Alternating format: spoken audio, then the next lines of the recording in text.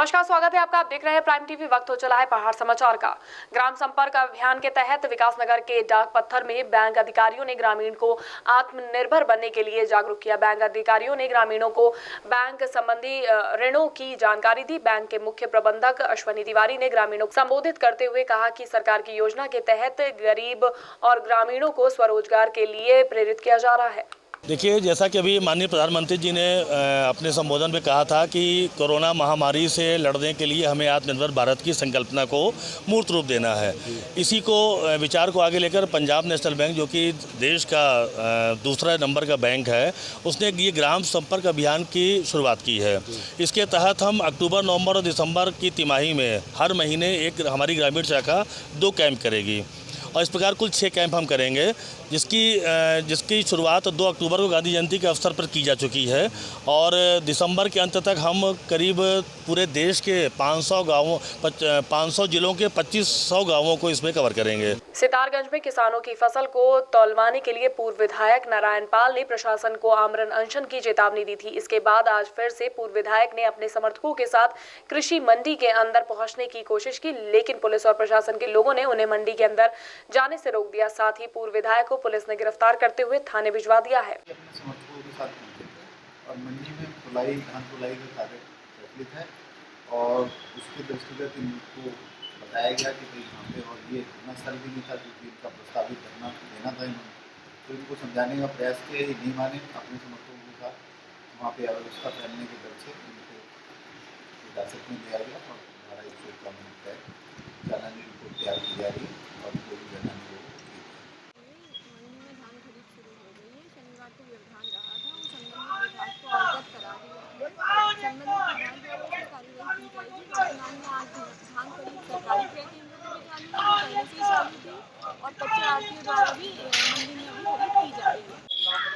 यहाँ जो किसान है इस तहसील में शक्ति फार्म और सितारगंज के इलाके में, हम बार बार इनसे कह रहे हैं कि जो किसान का धान है वो आप कंटिन्यूटी में ले लें। बारिश का मौसम भी हो सकता है और तमाम दिक्कतें हो सकती हैं, लेकिन शनिवार इतवार को इन्होंने धान नहीं उतारा और जो इनका लक्ष्य है उसके हिसाब से करीब 6-7% ही इन्होंने धान उतारा। तो अंदर खाते कारोबारी जो हैं वो उनका धान खरीद लेंगे और जो 11-1200 जो रेट है वो इन्हें मिल जाएगा। अगर सरकार ये चाहती है कि लक्ष्य पूरा करे तो 1800 इनका जो रेट है तो उसके हिसाब से ले, लेकिन ये जो मंडी के लोग हैं और जो ये आरएफसी के जो लोग हैं, ये लोग मिले पड़े हैं और ये कारोबारी और किसानों का जो एक गठजोड़ है, जो आपस में उनका अच्छा तालमेल है, उसके बीच में जो खाई है वो इनको रिश्वत के रूप में, करप्शन के रूप में ये लेते हैं। केदारनाथ धाम में मुख्य विकास अधिकारी के नेतृत्व में निर्माण कार्यों का जायजा लिया गया। इस दौरान अधिकारी ने धाम में सफाई हेतु अभियान चलाने के साथ ही तीर्थ यात्रा पर आए लोगों की सुविधा का भी जायजा लिया। अधिकारियों ने कहा कि यात्रियों को ध्यान में रखते हुए धाम को बार बार सैनिटाइज करवाया जा रहा है। उन्होंने ये भी कहा कि 4 धाम में यात्रा की थीम में 0 पॉलीथीन व्यवस्था भी की गई है। उच्च शिक्षा मंत्री धन सिंह रावत ऋषिकेश पहुंचे। यहां उच्च शिक्षा मंत्री धन सिंह रावत ने राजकीय महाविद्यालय में पुस्तकालय भवन का लोकार्पण किया। लोकार्पण कार्यक्रम में शिक्षा मंत्री धन सिंह रावत के साथ विधानसभा अध्यक्ष प्रेमचंद अग्रवाल सहित कई लोग मौके पर मौजूद रहे। मंत्री ने कॉलेज के लिए लगभग 40 करोड़ रुपए की योजना की घोषणा भी की है। नवंबर से हमने हाई स्कूल और इंटरमीडिएट के बच्चों के लिए स्कूल खोल रहे हैं और वो भी जो अभिभावक हाँ कहेंगे उन्हीं के बच्चों को बुलाएंगे। विश्वविद्यालय के भी 31 तारीख तक, अक्टूबर तक सारे रिजल्ट घोषित हो जाएंगे और नवंबर में हम सारे विश्वविद्यालय डिग्री कॉलेज खोलने का विचार कर रहे हैं। जल्दी भारत सरकार की गाइडलाइन आ जाएगी, फिर मुख्यमंत्री जी से चर्चा करके हम नवंबर में क्लासेस शुरू करें। मैं सरकार का आभारी हूँ, मैंने उच्च शिक्षा मंत्री का आभारी हूँ कि जो मांग हम बहुत पहले से करे थे, उन्होंने श्री शिवान विश्वविद्यालय कैंपस हमारे इस महाविद्यालय में बनाया और आप देखिए कि लगातार इसमें जो हमारे मांगे रहती थी, जो हमारे प्रस्ताव रहते थे, जिस प्रकार से छात्र छात्राओं के और छात्र नेताओं के, छात्र संघ के जो भी समस्या है तो उनका समाधान करने का भी अनेक बार कारण हुआ है।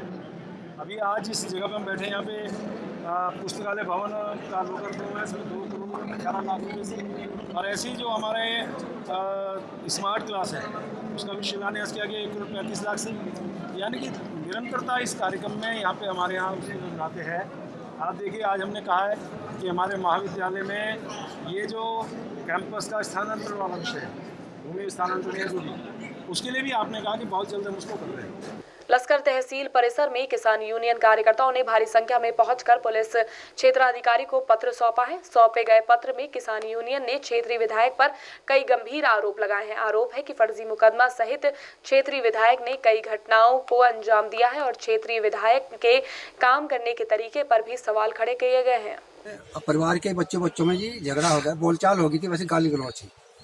तो दूसरी पार्टी ने एकदम मतलब पुलिस में तहरीर दे दी। तो वहाँ से हमें बुलाए गए चौकी पर, विक्रमपुर चौकी पर बुलाए गए। हम लोग भी गए, मेरे लोग भी गए। तो हमने फिर भाई हम भी अपनी तहरीर देते, तो हमने भी अपनी तहरीर दे दी। तो उन लोगों की दोनों तहरीर थाने में आ गई, उनका तो मुकदमा दायर कर लिया जी, हम लोगों का मुकदमा दायर नहीं किया। सीओ साहब से, एक तो सीओ साहब से हम यहाँ मिलकर जाएंगे। कुछ लोग यहाँ पर उत्पीड़न, जो यहाँ का जनप्रतिनिधि है या जो है यहाँ के वो आम जनता का उत्पीड़न कर रहे हैं, गलत फायदा उसका उठाकर। अगर किसी गांव में बच्चों में भी आपस में झगड़ा हो गया तो वो एक पक्ष की उनका मुकदमा दर्ज कराए बजाय फैसला होने के। बाजपुर में चीनी मिल में काम करने वाले कर्मचारियों ने मिल के कार्यालय पर धरना प्रदर्शन शुरू कर दिया है। प्रदर्शन करने वाले कर्मचारियों ने 14 सूत्रीय मांगे पूरी न होने पर विरोध शुरू किया है। कर्मचारियों का कहना है कि अगर उनकी मांगे पूरी नहीं हुई तो वो हड़ताल पर बैठ जाएंगे। प्रदर्शन की जानकारी मिलते ही चीनी मिल के जीएम ने कर्मचारियों को कार्रवाई का आश्वासन दिया है। हमारा 14 सूत्री मांग पत्र था जो हमने दिया था 29 सितंबर 2020 को। उस पर प्रधान प्रबंधक महोदय से दिनांक 8 अक्टूबर 2020 को वार्ता हुई। वार्ता के क्रम में उन्होंने जो हमको कार्यव्रत बना करके दिया, मिनट्स दिए, उसमें हमारी मांगों पर कोई सकारात्मक रुख नहीं व्यक्त किया गया। नतीजा 9 अक्टूबर 2020 को अतिथि गृह में माननीय मंत्री महोदय भी आए, जसपाल आर्या जी, कैबिनेट मंत्री हमारे, उन्होंने भी आकर के प्रबंधन के सामने हमारी मांगों को रखा और कहा कि जो मजदूरों का देय है वो सारे एक सप्ताह के अंदर भुगतान किए जाएं और जो शासन लेवल की मांगे हैं, मृतक आश्रितों का मामला है, फिटमेंट का मामला है, 9 करोड़ रुपए एरियर का मामला है, उन्होंने कहा कि इन मांगों को मैं मुख्यमंत्री महोदय के समक्ष रख के और एक प्रतिनिधि मंडल बुलाऊंगा कर्मचारियों का और उनसे फिर वार्ता करके इनका समाधान करवाऊंगा। उत्तराखंड के 3 जाबाजों ने दुर्गम गुप्त खाल ट्रैक को पार करते हुए बद्रीनाथ धाम लौट आए हैं। अक्टूबर के इस मौसम में इस दुर्गम ट्रैक को पूरा करने वाला ये पहला दल बना है। इससे पहले साल 2019 में एक दल ने ट्रैक को पार किया था। एडवेंचर एसोसिएशन जोशीमठ द्वारा स्थानीय माउंटेन ट्रैक संस्थान और ट्रैक पर जाने वाले सभी सदस्यों को शुभकामनाएं दी। बता दें कि नीति घाटी के गमशाली गांव से ट्रैकिंग की शुरुआत हुई थी। कांग्रेस के प्रदेश अध्यक्ष प्रीतम सिंह चक्राता पहुंचे। यहां प्रदेश अध्यक्ष प्रीतम सिंह कार्यकर्ताओं के साथ अहम बैठक की। उन्होंने बैठक के बाद कई लोगों को सदस्यता ग्रहण करवाई गई। उन्होंने कहा कि भाजपा सरकार पर हर मोर्चे पर विफल साबित हुई है। उत्तराखंड में भी बेरोजगारी दर 22.3% पर पहुंच गई है, जो कि बहुत ज्यादा है।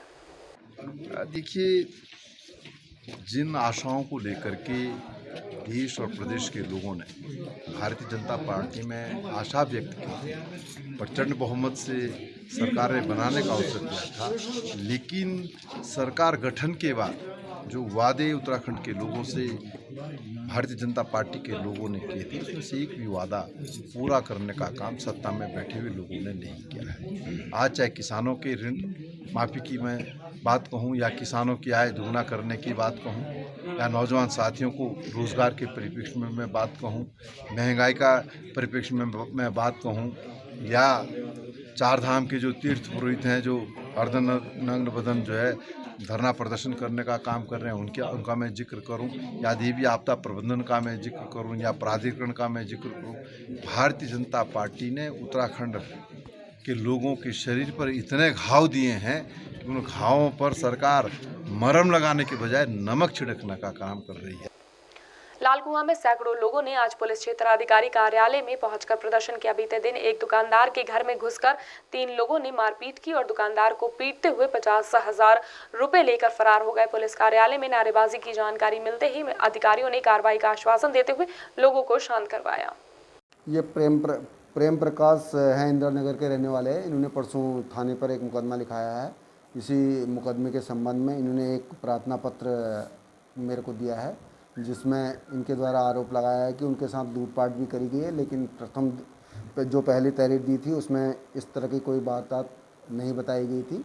इनके जो प्रार्थना पत्र दिया गया है उसमें निष्पक्ष जांच कराई जाएगी। रमेश कुमार, मैं बिंदु खत्ता कार रोड में रहता हूँ। यहाँ पर सर कुछ परिवार हैं जिनके पुलिस में काम करते हैं लोग ना, लेकिन वो उनने अपना घर थाना बना रखा है। वो थाने से उनका दूसरा थाना चलता है यहाँ पर, क्या कहते हैं, अपने कार रोड में। वो लगातार लोगों को मतलब किसी को भी मारपीट कर देना, किसी के भी थप्पड़ मार देना उनके लिए आम बात है, क्योंकि उनके कुछ लोग हैं जो लालकुआ थाने में हैं, वो इसका दम्भ भरते हैं। जबकि हमें कोतवाली से हमें बहुत सपोर्ट मिल रहा है, लेकिन वो इसके दम पे नाजायज पुलिस में होने का फ़ायदा उठा रहे हैं। और ये जो है मेरे भाई प्रेम प्रकाश को मारने के लिए परसों का झगड़ा था, यहाँ पे थाने में समझौता हो गया था। उसके बावजूद जो बलराज आगरी है और संजय आगरी और उसका छोटा भाई जो है अजय आगरी, वो 3 लोग आते हैं, मेरे भाई को मारते हैं। हम लोग बीच बचाव के लिए जाते हैं और मेरा हाथ उन्होंने मरोड़ दिया और मेरे को भी मारने पीटने लगे।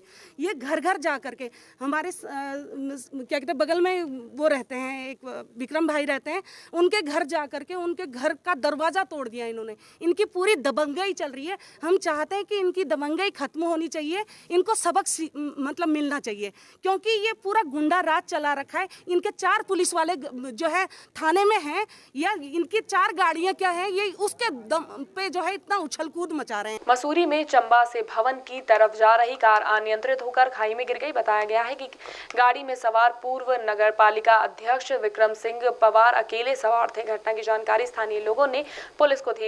धनौल्टी चौकी इंचार्ज अपनी टीम के साथ मौके पर पहुंच गए। पुलिस ने घायल पालिका अध्यक्ष को इलाज के लिए अस्पताल में भर्ती कराया।